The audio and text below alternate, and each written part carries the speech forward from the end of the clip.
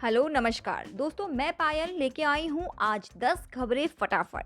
तो आइए देखते हैं सबसे पहले हमारी आज की हेडलाइंस। चुनाव दौरे के दौरान पीएम मोदी बोले, असम में एक बार फिर एनडीए सरकार। कोरोना बेकाबू, कई शहरों में लगा लॉकडाउन, क्या देश में फिर लौटेगा संपूर्ण लॉकडाउन। इस राज्य की सरकार ने केंद्र को लिखी चिट्ठी, पत्रकारों के लिए भी कोरोना वैक्सीन की मांग। क्या सभी लोगों को लगेगी corona vaccine, AIIMS director doctor Guleria ने बताया। बिना रिजर्वेशन के भी कर सकेंगे यात्रा, रेलवे 5 अप्रैल से शुरू करेगा 71 अनारक्षित ट्रेन। सिलेंडर बुक करना हुआ आसान, इस नंबर पर मिस्ड कॉल देकर और व्हाट्सएप के जरिए करें बुक। नोकिया के लिए वायरलेस ईयरबड्स भारत में आज होंगे लॉन्च, जाने फीचर्स। बुरी खबर, साल 2025 तक हर 10 में 6 लोगों की चली जाएगी नौकरी। दोस्तों, देश में कोरोना की रफ्तार एक बार फिर टेंशन देने लगी है। देश में कोरोना की रफ्तार हर दिन नए रिकॉर्ड्स बना रही है। पिछले 24 घंटों में कोरोना के नए मामले 90,000 के करीब आए हैं। वहीं स्वास्थ्य मंत्रालय के आंकड़ों के मुताबिक देश भर में पिछले 24 घंटों में कोविड-19 के 89,129 नए मामले सामने आए हैं, जबकि 714 लोगों की मौत हो गई है। नए मामले सामने आने के बाद देश में कुल संक्रमित मरीजों की संख्या 1,23,92,260 हो गई है। स्वास्थ्य मंत्रालय के मुताबिक देश में अब तक 1,15,69,241 लोग रिकवर हो चुके हैं, जबकि इस समय 6,58,909 एक्टिव केसेस है। दोस्तों, पिछले 24 घंटों में हुई मौतों के बाद देश में मृतकों की संख्या बढ़कर अब 1,64,110 हो गई है। आईसीएमआर के मुताबिक देश में पिछले 24 घंटों के अंदर 10,46,605 कोरोना जांच की गई है। प्रधानमंत्री नरेंद्र मोदी पश्चिम बंगाल विधानसभा चुनाव 2021 और असम विधानसभा चुनाव 2021 के लिए चुनावी दौरे पर है। 6 अप्रैल को असम और बंगाल में ये तीसरे दौरे का चुनाव होगा, जबकि अन्य 3 राज्यों यानी केरल, तमिलनाडु और पौंडीचेरी में इस दिन मतदान की प्रक्रिया समाप्त हो जाएगी और फिर 2 मई का इंतजार होगा। दोस्तों, पीएम मोदी ने कहा कि एनडीए की डबल इंजन सरकार ने पिछले 5 वर्षों में असम के लोगों को दोहरा लाभ दिया है, विकास हो रहा है। मेरे राजनीतिक अनुभव के आधार पर, जनता के प्यार की भाषा, जनता के आशीर्वाद की ताकत पर मैं कहता हूं कि असम में एक बार फिर आप लोगों ने एनडीए सरकार बनाना तय कर लिया है। कोरोना की दूसरी लहर पर काबू करने के लिए राज्यों ने अपने स्तर पर बड़े कदम उठाना शुरू कर दिया है। राज्यों ने आंशिक लॉकडाउन के साथ ही सार्वजनिक कार्यक्रमों पर प्रतिबंध लगाने का फैसला लिया है।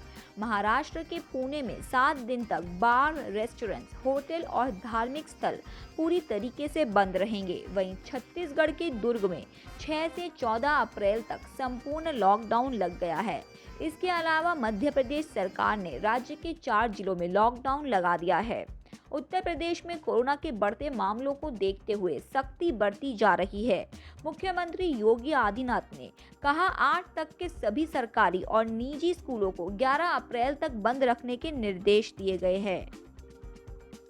देश में कोरोना की दूसरी लहर के बीच कोरोना वैक्सीनेशन की स्पीड भी बढ़ाई जा रही है। देश में कोरोना वैक्सीनेशन का तीसरा स्टेज शुरू हो चुका है।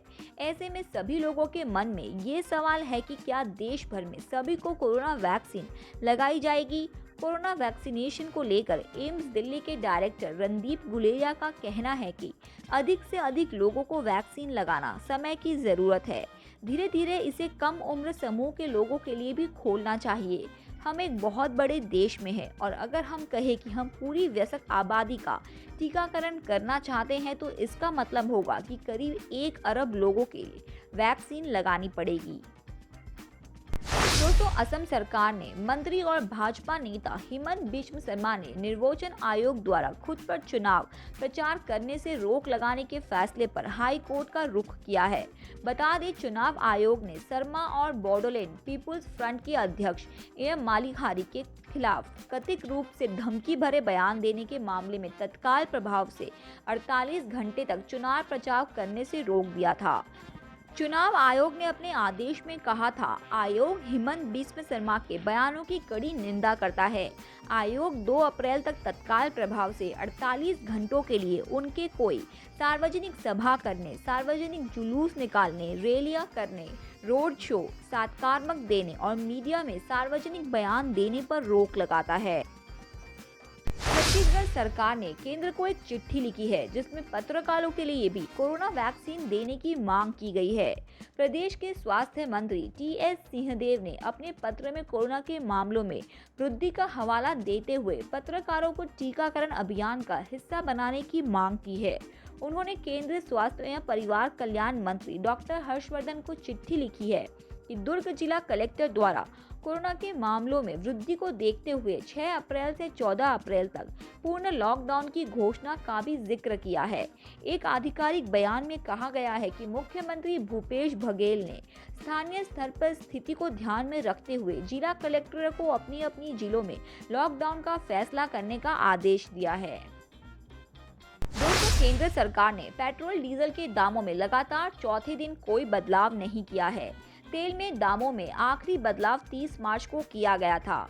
उस दिन पेट्रोल के दामों में 22 पैसे और डीजल के दामों में 23 पैसे की कटौती की गई थी, जिसके तहत पेट्रोल की कीमतों में 4.74 रुपीस जबकि डीजल की कीमतों में 4.52 रुपीस प्रति लीटर का इजाफा किया गया है। राजधानी दिल्ली में शनिवार को पेट्रोल के दाम 90.56 रुपीस जबकि डीजल के दाम 80.87 रुपीस प्रति लीटर है। वहीं आर्थिक राजधानी मुंबई में पेट्रोल की कीमत 96.98 रुपीस प्रति लीटर और डीजल की कीमत 87.96 रुपीस प्रति लीटर है।